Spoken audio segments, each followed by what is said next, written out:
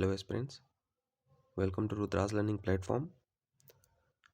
आज का हमारा टॉपिक है सरबपुरी वंश। इससे रिलेटेड जितने भी प्रीवियस ईयर क्वेश्चंस हैं जो व्यापम और सीजीपीएससी प्रीलिम्स में पूछे गए हैं उनको आज हम कवर करेंगे। वीडियो को चालू करने से पहले आप सभी से रिक्वेस्ट है कि चैनल को सब्सक्राइब कर लें और वीडियो को लाइक कर लें, ठीक है। और समय समय पर अपना फीडबैक देते रहें और वीडियो पर लगातार बने रहें। आपका सपोर्ट बहुत ज़रूरी है यार, ठीक है। चलिए वीडियो को शुरू करते हैं। वीडियो को शुरू करने से पहले जो वंश है, ठीक है, उनके डिटेल्स और देख लेते हैं। दोबारा इसलिए बता रहा हूँ क्योंकि इस वीडियो में भी जो है वंशों के जो शासक हैं उनसे रिलेटेड क्वेश्चंस बहुत सारे हैं, ठीक है। इसलिए एक बार आप इसको रिवाइज कर लो। राज ऋषि तुल्य वंश के संस्थापक कौन थे? शूरा या सूरा। राजधानी क्या थी? आरंग। शासनकाल था 4वीं से 6वीं शताब्दी। अब राज ऋषि तुल्य वंश के शासकों को देखो कौन कौन है। सूरा या शूरा इसके संस्थापक, फिर दयित प्रथम, विभीषण, भीमसेन प्रथम, दयित वर्मा द्वितीय, भीमसेन द्वितीय। पर्वतधारक वंश के, ठीक है, राजधानी क्या थी? तारंभक। किसके समय में? तुष्टिकर के समय में। किस क्षेत्र पे ये पर्वतधारक वंश का शासन चलता था? देवभोग गरियाबंद। शासनकाल चला 5वीं शताब्दी तक। शासक कौन कौन थे? तो सोमन्नराज और तुष्टिकर। अब देखते हैं सरबपुरी वंश के बारे में। संस्थापक कौन थे? शरभराज। राजधानी क्या क्या थी? तो शरभपुर, जिसको शरभराज ने बसाया। मल्हार या प्रसन्नपुर, जिसको प्रसन्न मात्र ने बसाया। फिर आता है सिरपुर, जिसको प्रवरराज प्रथम ने बसाया। शासनकाल चला 5वीं से 6वीं शताब्दी तक। शासक रहे थे कौन कौन? शरभराज, नरेंद्र, महेंद्रादित्य, क्रमादित्य, प्रसन्न द्वितीय, जयराज, सुदेवराज, प्रवरराज, व्याघ्रराज, दुर्गराज, सुदेवराज द्वितीय, ठीक है। शैल वंश के बारे में देखते हैं। संस्थापक कौन थे? श्रीवर्धन। क्षेत्र थे कहाँ पे? दुर्ग क्षेत्र में इनका शासनकाल था। शासक थे श्रीवर्धन, श्री पृथ्वीवर्धन और जयवर्धन, ठीक है। नलवंश के बारे में देखते हैं। संस्थापक थे शिशुक। नलवंश की राजधानी थी पुष्करी या कोरापुट। शासनकाल चला 4वीं से 12वीं शताब्दी तक। शासक थे शिशुक, व्याघ्रराज, वराहराज, भौदत्त, भौदत्त वर्मन, अर्थपति भट्टारक, स्कंदवर्मन, स्तंभराज, विलासतुंग, भीमसेन, भीमसेन देव और नरेंद्र। अगला वंश है सोम या पांडु वंश। देखिए सोम या पांडु वंश ना, ठीक है, सिरपुर में भी थे, मैकल में भी थे और कलिंग में भी थे। तो याद रखना ये हम पढ़ रहे हैं सिरपुर के सोम वंश के बारे में, या इन्हीं को कहा जाता था पांडु वंश। इनके संस्थापक थे इंद्रबल। राजधानी कहाँ थी? तो सिरपुर, जिसको प्राचीन काल में बोला जाता था चित्रांगदपुर। प्राचीन काल मतलब इसके समय में, किस समय में? जिस समय सोमवंश का शासनकाल था उस समय सिरपुर को बोला जाता था चित्रांगदपुर। शासनकाल चला 6वीं से 7वीं शताब्दी तक। शासक थे इंद्रबल, नन्नराज, महाशिव तिवरदेव, नन्नराज द्वितीय, चंद्रगुप्त, हर्षगुप्त, महाशिवगुप्त, बलार्जुन, ठीक है। अब मैकल, मैकल श्रेणी, मैकल रेंज समझ होंगे। मैकल क्षेत्र किसको बोलते हैं? कवर्धा हो गया, कवर्धा राजनांदगांव का जो एरिया हो गया उसी को कहा जाता है मैकल मैकल क्षेत्र। तो मैकल के जो सोमवंश है उनकी राजधानी थी अमरकंटक। शासनकाल 5वीं शताब्दी के आसपास। शासक कौन कौन थे? जयबल, वत्सबल, नागबल, भरतबल और सूरबल। तो मैकल का सोमवंश का तो याद हो जाएगा, जहाँ बल दिखा समझ जाओ मैकल के सोमवंश है, ठीक है। बल लगे रहना चाहिए उसमें, जैसे कि जयबल, वत्सबल, नागबल, भरतबल, सूरबल। अब देख लो कलिंग के सोमवंश के बारे में। इनके संस्थापक थे शिवगुप्त। शासनकाल चला 9वीं से 11वीं शताब्दी तक। शासक कौन कौन थे? तो शिवगुप्त, महाभावगुप्त, महाशिवगुप्त, महाशिवगुप्त प्रथम ये आती, ठीक है। अगला वंश है बाण वंश। संस्थापक कौन थे? महामंडलेश्वर मल्लदेव। देखो ये एक ही नाम है ना, महामंडलेश्वर मल्लदेव। राजधानी क्या थी? पाली। ये प्रिंटिंग मिस्टेक है। ठीक है, ये है पाली। शासनकाल चला 9वीं शताब्दी में। शासक महामंडलेश्वर मल्लदेव और विक्रमादित्य। ठीक है, चलिए अब सीधे क्वेश्चन पर आते हैं। शरभपुरी वंश से रिलेटेड जितने भी क्वेश्चन हैं अब हम उनको कवर करेंगे। पहला क्वेश्चन है, इस राज्य के निम्नलिखित किस प्राचीन राजवंश से राजा प्रसन्नमात्र संबंधित था? ए राजऋषि तुल्यवंश, बी शरभपुरी वंश, सी पांडुवंश, डी नलवंश। चलिए इसका आंसर बताने से पहले मैं ये बता दूं कि इस वीडियो में ना जितने भी अगर सिमिलर जो क्वेश्चन होंगे, ठीक है, मान लीजिए कि किसी कोई एक टॉपिक है जो बार बार रिपीट हो रहा है, तो मैं क्या करूँगा कि सीधे क्वेश्चन को रीड करके सीधे आंसर पर टिक करता चलूँगा, क्योंकि हमको यहाँ जल्दी जल्दी कवर भी करना है। आपके एग्ज़ाम में अब सीजीपीएससी प्रीलिम्स के एग्ज़ाम में ज़्यादा दिन बचे नहीं हैं, सभी टॉपिक्स को हमको कवर भी करना है। ठीक है, इसलिए थोड़ा सा स्पीड चलूँगा। ठीक है, ताकि आपका जितना भी सिलेबस है, जितने भी प्रीवियस ईयर क्वेश्चन है वो सभी खत्म हो जाए। ठीक है, चलिए अब देखते हैं इस क्वेश्चन का आंसर। देखिए इसका करेक्ट आंसर हो जाएगा बी शरभपुरी वंश। देखिए शरभपुरी वंश का जो प्रसन्न मात्र राजा था, ठीक है, इसी ने ही तो प्रसन्नपुर नगर को बसाया और उसको अपनी राजधानी बसाया बनाया। अब प्रसन्नपुर को ही आज के डेट में किस नाम से जानते हैं? तो वो है मल्हार। ठीक है, देखिए प्रसन्न मात्र शरभपुरी वंश के शासक थे जिन्होंने 5वीं से 6वीं सदी में शासन किया तथा निडिला डिडिला नदी, ठीक है, या लीलागढ़, ठीक है, के किनारे प्रसन्नपुर। देखो निडिला नदी जो है ना, ये प्राचीन नाम है, वर्तमान में इसी नदी का नाम है लीलागढ़। के किनारे प्रसन्नपुर, वर्तमान में मल्हार नगर बसाया और साथ ही गरुड़ शंख गरुड़ चक्र शंख युक्त सोने के सिक्के चलवाए। ये भी याद रखना, ये भी प्रश्न पूछेगा कि सोने के सिक्के किसने जारी किए? तो प्रसन्न मात्र ने। मल्हार नगर को किसने बसाया? ये प्रसन्नपुर को किसने बसाया या इसको राजधानी किसने बनाया? तो प्रसन्न मात्र ने। प्रसन्न मात्र किस वंश का है? शरभपुरी वंश का। मल्हार किस नदी के किनारे स्थित है? तो निटिला नदी, वर्तमान में लीलागढ़ नदी के किनारे। ठीक है, चलिए अगला प्रश्न देखते हैं। शरभपुरी राजवंश के किस शासक ने स्वर्ण सिक्के प्रचलित किए थे? ए शरभराज, बी नरेंद्र, सी सुदेवराज, डी प्रसन्नमात्र। अभी जस्ट हमने पढ़ा कि जो है सोने के सिक्के शक्र, ठीक है, गरुड़ चक्र शंख युक्त जो सोने के सिक्के थे किसने जारी किए थे? प्रसन्न मात्र ने। ठीक है, तो करेक्ट आंसर हो जाएगा डी। अगला प्रश्न है, शरभपुरी अमरार्य कुल के शासक किस धर्म का पालन करते थे? ए वैष्णव, बी शैव, सी बौद्ध धर्म, डी जैन धर्म। करेक्ट आंसर हो जाएगा ए वैष्णव धर्म। देखिए प्राचीन इतिहास काल के जितने भी वंश हैं ना, सभी वैष्णव धर्म का ही पालन करते थे, सिर्फ एक के छोड़। ठीक है, मैं वो आगे चलने मतलब आगे आने वाले वीडियो में उसे बताऊंगा। ठीक है, बट याद रखना जो मोस्टली, ठीक है, जितने भी वंश थे वो सभी वैष्णव धर्म का पालन करते थे। तो अभी फिलहाल के लिए तो यही देख लो कि शरभपुरी वंश जो है किस धर्म का पालन करते थे ये लोग? तो वैष्णव धर्म का। ठीक है, वैष्णव धर्म मतलब भगवान विष्णु के भक्त थे। ठीक है, ये देख लो शरभपुरी राजवंश वैष्णव धर्म से संबंधित था। इनके राज में राज चिन्ह में गजलक्ष्मी का अंकन होता था। ठीक है, तो ये भी बहुत इंपॉर्टेंट है कि किनके राज चिन्ह में गजलक्ष्मी का अंकन होता था। तो याद रखना है शरभपुरी राजवंश। ठीक है, पुरातत्व विभाग ने 1987 में एक प्रख्यात मूर्ति खोजी जिसमें बहुत से प्राणियों के भाग सम्मिलित थे। इसे शासन ने कौन से स्थान पर रखा है?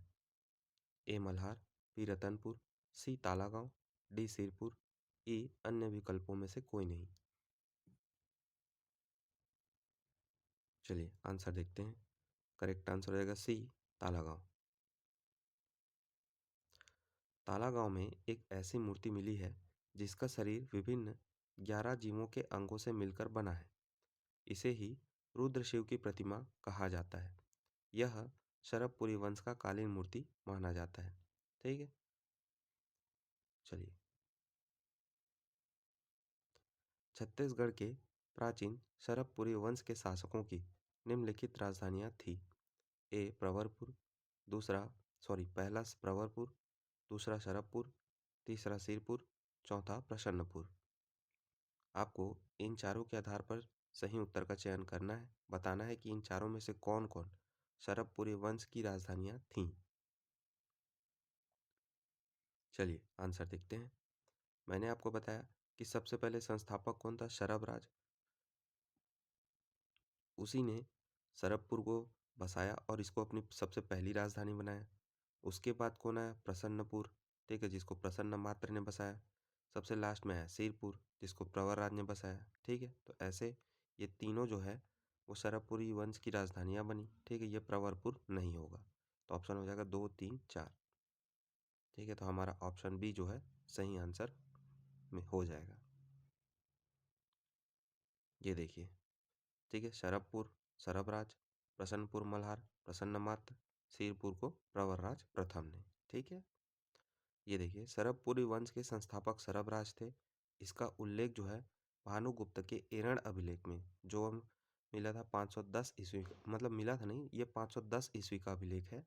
तो ठीक है, में मिलता है। ठीक है, जिसकी राजधानी क्या थी क्रमशः ये तीनों। ठीक है, याद रखना, शरभपुरी वंश की जानकारी कहाँ से मिलती है, तो भानुगुप्त के एरन अभिलेख से। ठीक है,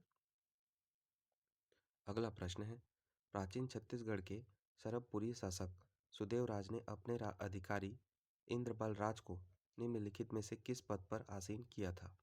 ए महापलाधिकृत, बी सर्वाधिकारीकृत, सी महामांडलिक, डी महासामंत।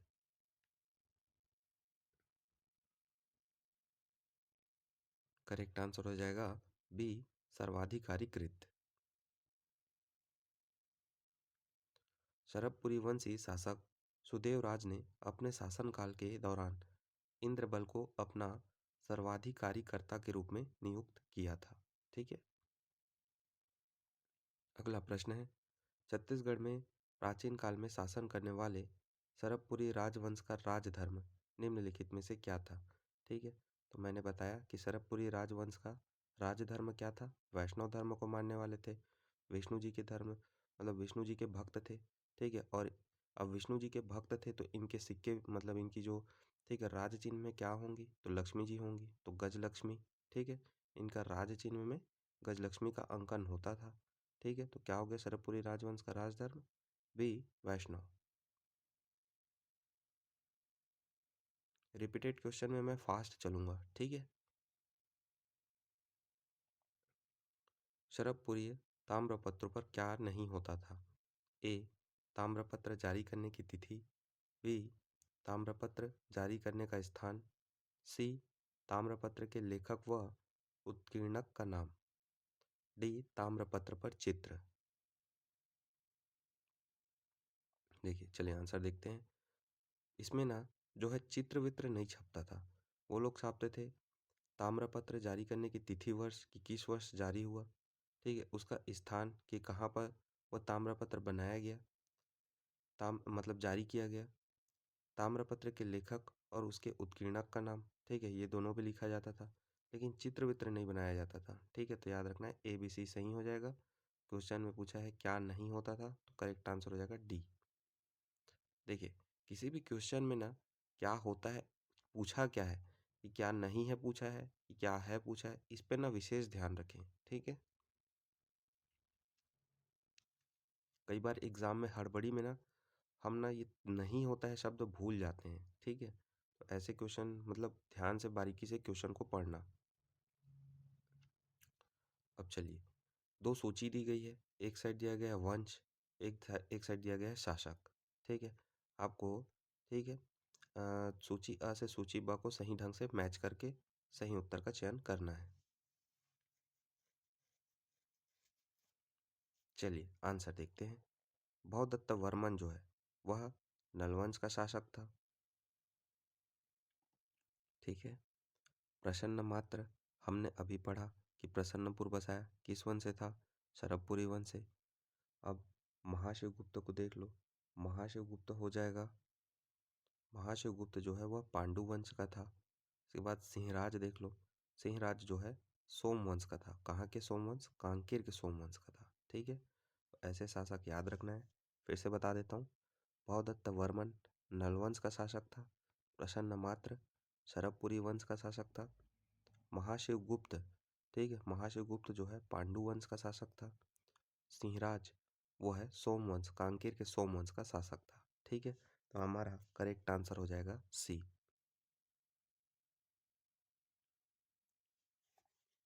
अगला प्रश्न है, एक साइड दिया हुआ है, ठीक है, सभी प्राचीन छत्तीसगढ़ के राजवंश, एक साइड दिया हुआ है राजा। ठीक है, फिर वही क्वेश्चन है कि आपको मैच करके बताना है। चलिए आंसर देखते हैं। नल वंश, अभी मैंने बताया कि भन भवदत्त वर्मन। देखिए वर्मा या वर्मन, या जैसे भवदत्त वर्मन हो गया, स्कंद वर्मन हो गया, ये देखिए तो सीधा नल वंश पे आ जाना। ठीक है, तो नलवंशीय शासक कौन थे? भवदत्त वर्मन। सरभपुरी वंश के शासक प्रसन्न मात्र, जिसने प्रसन्नपुर मतलब मल्हार नगर बसाया और उसको अपनी राजधानी बनाया। पांडु वंश के शासक कौन है? तो वो हो जाएगा तिवरदेव। ठीक है, पांडुवंशी शासक तिवरदेव। और सोमवंश के शासक हो जाएंगे हमारे शिवगुप्त जी। ठीक है, तो हमारा करेक्ट आंसर हो जाएगा, ठीक है, उत्तर बी।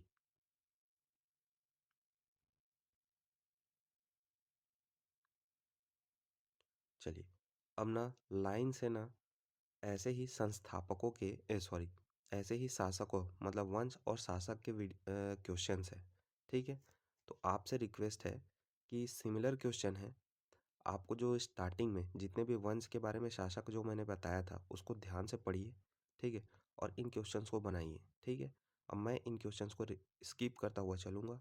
ठीक है, आप या तो इसका स्क्रीनशॉट ले लो, ठीक है, या वीडियो को पॉज करके वीडियो को क्वेश्चन को अटेम्प्ट कर लो। ठीक है,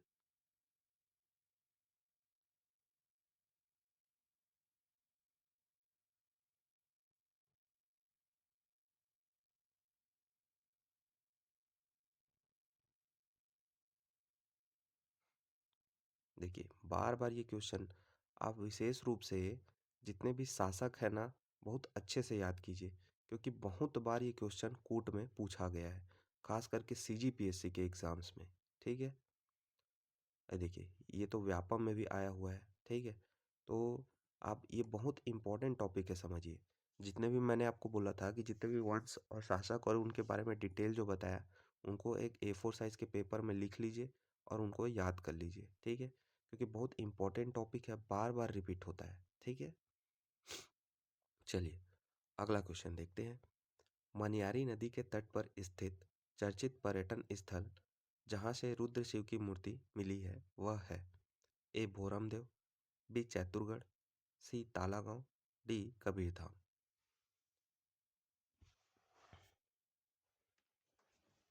करेक्ट आंसर हो जाएगा सी तालागांव, जो कि बिलासपुर में स्थित है। ठीक है, देखिए मनियारी नदी के तट पर स्थित देवरानी जेठानी मंदिर, जो हमारे छत्तीसगढ़ का सबसे पुराना मंदिर है, वह अमेरिकापा तालागांव बिलासपुर में है।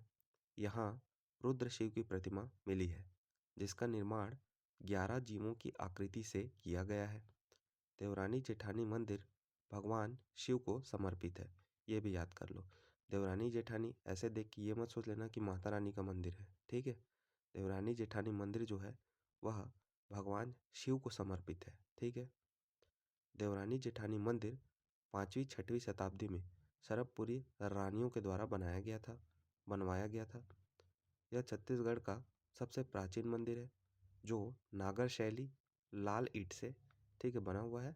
ठीक है, मतलब नागर शैली में निर्मित गुप्तकालीन मंदिर है। ठीक है, याद रखना है।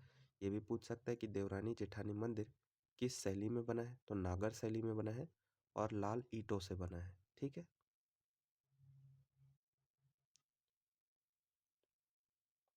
अगला क्वेश्चन है, गामस कोसलीय ब्राह्मी लिपि उत्कीर्ण शब्द किस क्षेत्र के मुद्रा में प्राप्त हुआ है? मतलब प्रश्न क्वेश्चन ये पूछ रहा है कि एक मुद्रा मिला था, ठीक है, जिसमें गामस कोसलीय शब्द लिखा हुआ था। किस किस लिपि में लिखा हुआ था? ब्राह्मी लिपि में। तो वह जो मुद्रा है वह कहाँ से मिला हमें? ठीक है, ये आपको बताना है। ऑप्शन दिए हुए हैं, ए मल्हार या उसे बोला जाता था Mallar, B Sambalpur, C Arang, D Ratanpur. Correct answer हो जाएगा ए मल्हार। गामस कोसलीय ब्राह्मी लिपि उत्कीर्ण लेख जो है वह मल्हार जो कि स्थित है बिलासपुर में से मिले हैं, जो दूसरे तीसरे शताब्दी का है। ठीक है। अगला प्रश्न है, 5वीं 6वीं शताब्दी में निर्मित देवरानी जेठानी मंदिर स्थित है। अभी जस्ट मैंने बताया देवरानी जेठानी मंदिर जहाँ पर स्थित है रुद्रशिव की प्रतिमा, ठीक है, यह कहाँ पर स्थित है तो तालागांव, बिलासपुर के तालागांव में। ठीक है। किस नदी के तट पर? मनियारी नदी के तट पर। ठीक है। चलिए अगला प्रश्न देखिए, शरभपुरी वंश के शासक जसराज की मुद्राओं में निम्नलिखित में से कौन सा चिन्ह अंकित है? चलिए, आपको मैंने बताया था कि शरभपुरी वंश किनके भक्त थे? भगवान विष्णु के। ठीक है। भगवान विष्णु मतलब ये लोग वैष्णव धर्म का पालन करते थे। अब जो भक्त होंगे वैष्णु के मतलब विष्णु भगवान के, ठीक है, उनकी मुद्राओं में लक्ष्मी जी अंकित तो होंगी ही। ठीक है। तो इसलिए याद रखना कि शरभपुरी वंश जो है वह वैष्णव धर्म का पालन करते थे और अपनी मुद्राओं में गज लक्ष्मी का अंकन करते थे। ठीक है, चिन्ह बनाते थे। ठीक है। तो यहाँ पर करेक्ट आंसर होगा बी गज लक्ष्मी। अब ये कंफ्यूज मत होना कि यहाँ पर जसराज लिखा है। देखिए, शरभपुरी वंश के जितने भी शासक आए ना, ठीक है, उन सभी की मुद्राओं में गज लक्ष्मी का अंकन होता था। ठीक है। ये देखिए, शरभपुरी वंश की राजमुद्राओं में गजलक्ष्मी का अंकन चिन्ह मिलता है। यह चिन्ह इनके समस्त अधिकार पत्रों की मुहर पर लगाया जाता था। ठीक है। अगला प्रश्न है, देवरानी जेठानी मंदिर इनमें से किस भगवान को समर्पित है? ए, चलिए ऑप्शन नहीं देखते, इसका क्वेश्चन का सीधा आंसर देखते हैं। अभी मैंने आपको बताया कि आपको कंफ्यूज नहीं होना कि देवरानी जेठानी मंदिर किसी माता रानी का मंदिर है। यह भगवान शिव को समर्पित एक मंदिर है। ठीक है। जो कि छत्तीसगढ़ का सबसे पुराना मंदिर है। ठीक है। करेक्ट आंसर आएगा ए भगवान शिव। और ये कहाँ पर स्थित है तो ताला गांव में। ठीक है। यहीं पर क्या मिली है तो रुद्र शिव की प्रतिमा। ठीक है, रुद्र शिव की प्रतिमा जो कि 11 जीवों से मिलकर बनाया गया है इसे। ठीक है। अगला प्रश्न है, सेम वही देखिए, छत्तीसगढ़ का सबसे पुराना मंदिर कौन है? अभी मैंने बताया कौन सा मंदिर है तो ई देवरानी जेठानी मंदिर। ठीक है, यह हमारे छत्तीसगढ़ का सबसे पुराना गांव मंदिर है, देवरानी जेठानी मंदिर, और यह, ठीक है, अमेरिकापा ताला गांव में स्थित है। अगला प्रश्न है, सरबपुरी राजवंश की राजमुद्रा में निम्नलिखित में से कौन सा चिन्ह मिलता है? फिर वही क्वेश्चन, करेक्ट आंसर हो जाएगा सी गजलक्ष्मी। इस राज्य में ताला के प्राचीन मंदिर का नाम है। ठीक है, देखिए, ताला मतलब ताला गांव समझ लो, है ना, ताला गांव हो गया, ताला यहाँ शॉर्टकट में लिख दिया है। ठीक है, तो ताला गांव का प्राचीन मंदिर का नाम क्या है? ठीक है, ए देवरानी जेठानी मंदिर, बी बत्तीसा मंदिर, सी मड़वा मंदिर, डी रुद्रेश्वर महादेव मंदिर। चलिए आंसर देखते हैं। देखिए, इस क्वेश्चन में ना इन दोनों ऑप्शन में कंफ्यूज मत होना, क्योंकि मैंने बताया था ताला गांव में देवरानी जेठानी मंदिर स्थित है और इसी मंदिर में रुद्र शिव की प्रतिमा स्थित है। तो अब रुद्र शिव की प्रतिमा बताया था मैंने, तो ये मत समझ लेना कि ये रुद्रेश्वर महादेव मंदिर भी यहीं स्थित है। ठीक है, तो ये नहीं होगा। ताला गांव का जो प्राचीन मंदिर है वह है देवरानी जेठानी मंदिर और यहीं पर स्थित है रुद्र शिव की प्रतिमा। ठीक है। अगला प्रश्न है, ताला गांव के संबंध में निम्न में से कौन सा कथन सही है? ए, यह मनियारी नदी के तट पर बसा है। बी, यहाँ देवरानी जेठानी का मंदिर स्थित है। सी, यहाँ अद्भुत रुद्र शिव की प्रतिमा प्राप्त हुई थी। डी, उपयुक्त सभी कथन सत्य है। करेक्ट आंसर रहेगा डी, उपयुक्त सभी कथन सत्य है, क्योंकि ताला गांव जो है वह मनियारी नदी के तट पर बसा है। यहाँ देवरानी जेठानी का मंदिर स्थित है और यहाँ जो है अद्भुत रुद्र शिव की प्रतिमा प्राप्त हुई थी। ठीक है, तीनों ही ऑप्शन करेक्ट हो जाएंगे। अगला प्रश्न है, पातालेश्वर महादेव मंदिर कहाँ स्थित है? ए, बारसूर, बी, रतनपुर, सी, पाली, डी, मल्हार। करेक्ट आंसर हो जाएगा डी, मल्हार। ठीक है, जो पातालेश्वर महादेव मंदिर है वह मल्हार में स्थित है। अगला क्वेश्चन है, त्रिनेश्वरी देवी का पूजित मंदिर इनमें से किस स्थान पर है? A Dantewada, B Barsur, C Malhar, D Ratanpur. Correct answer हो जाएगा सी, मल्हार। देखिए, रुद्रनेश्वरी देवी का जो मंदिर है वह मल्हार में स्थित है। मल्हार लीलागढ़ नदी के तट पर बिलासपुर जिले में स्थित एक प्राचीन एवं धार्मिक पर्यटन नगरी है, जिसे प्राचीन काल में प्रसन्नपुर के नाम से जाना जाता था। यहाँ डिनेश्वरी माता का मंदिर, पातालेश्वर मंदिर, चतुर्भुजी विष्णु जी की प्रतिमा स्थित है। माँ डिनेश्वरी की शुद्ध काले ग्रेनाइट से बनी प्रतिमा से अनोखी ध्वनि निकलती है। ठीक है, याद रखना, मल्हार जो है किस नदी के तट पर बसा है? लीलागढ़ नदी में। किस जिले में स्थित है? बिलासपुर जिले में। ठीक है, यहाँ पर कौन कौन से मंदिर है? तो देखिए, और हाँ, मल्हार का पुराना नाम क्या था? प्रसन्नपुर।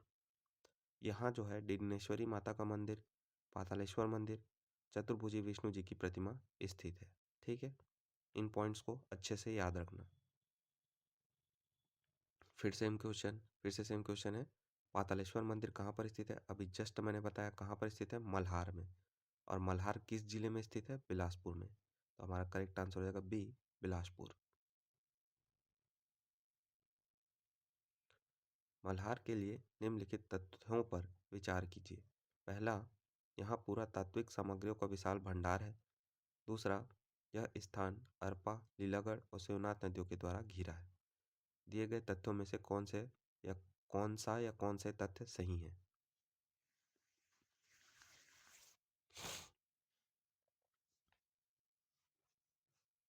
चलिए आंसर देखते हैं।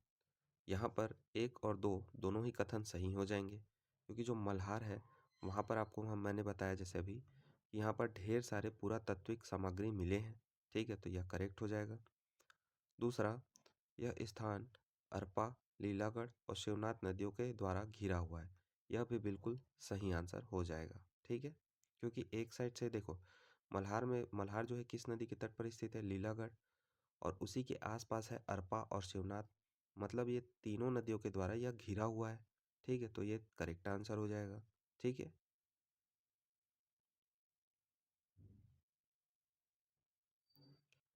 अगला वंश है शैल वंश। छत्तीसगढ़ के दुर्ग क्षेत्र में यहाँ पे सातवीं लिखा हुआ है, 7वीं एवं 8वीं शताब्दी में शैल वंश का शासन था। इसके निम्नलिखित शासक थे। पहला पृथ्वीवर्धन, दूसरा जयवर्धन, तीसरा राज्यवर्धन, चौथा श्रीवर्धन। ठीक है, आपको बताना है कि इन चारों में से जो है शैल वंश का शासक कौन कौन था।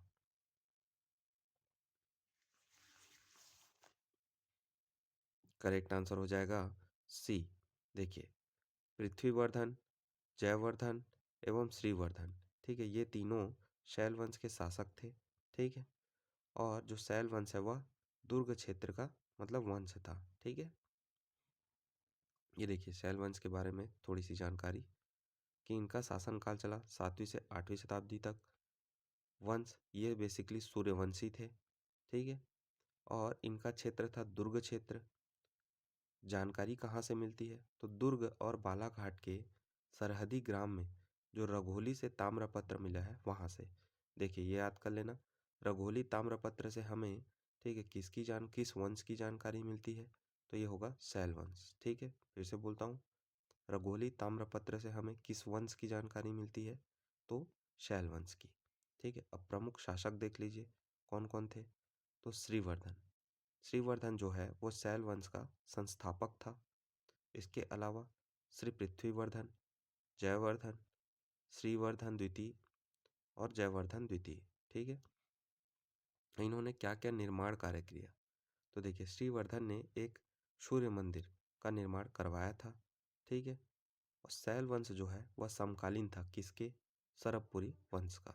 ठीक है, अब संभवतः इस वंश में उत्तराधिकारी न होने के कारण इस वंश का पतन हो गया, मतलब ये ज़्यादा ज़्यादा लंबा समय तक चला ही नहीं। ठीक है, चलिए आज का वीडियो यहीं पर ख़त्म करते हैं। ठीक है, अब ठीक है, जो प्राचीन इतिहास है वह अब 1 से 2 वीडियो में ख़त्म हो जाएगा। ठीक है, और फिर आगे जो है मध्यकालीन इतिहास एवं ठीक है आधुनिक इतिहास से रिलेटेड जितने भी क्वेश्चन हैं वह जल्द से जल्द ख़त्म कर दिए जाएंगे। ठीक है, तो आप सभी से रिक्वेस्ट है कि लगातार वीडियो पर बने रहिए। ठीक है, आपका सपोर्ट बहुत ज़रूरी है। ठीक है, और चैनल को तो ज़रूर सब्सक्राइब कर लेना। ठीक है, और एक रिक्वेस्ट और है, बहुत से लोग वीडियो देखते हैं ठीक है, लेकिन कोई लाइक या सब्सक्राइब नहीं करता है। देखिए यार, आपके लिए बहुत कोशिश कर रहे हैं। ठीक है, प्रयास कर रहे हैं, तो हमें भी ठीक है मोटिवेशन की ज़रूरत है। ठीक है, जो कि संभव है आपके सपोर्ट से। ठीक है, तो आप सभी से रिक्वेस्ट है यार, सब्सक्राइब और लाइक करते चलिएगा।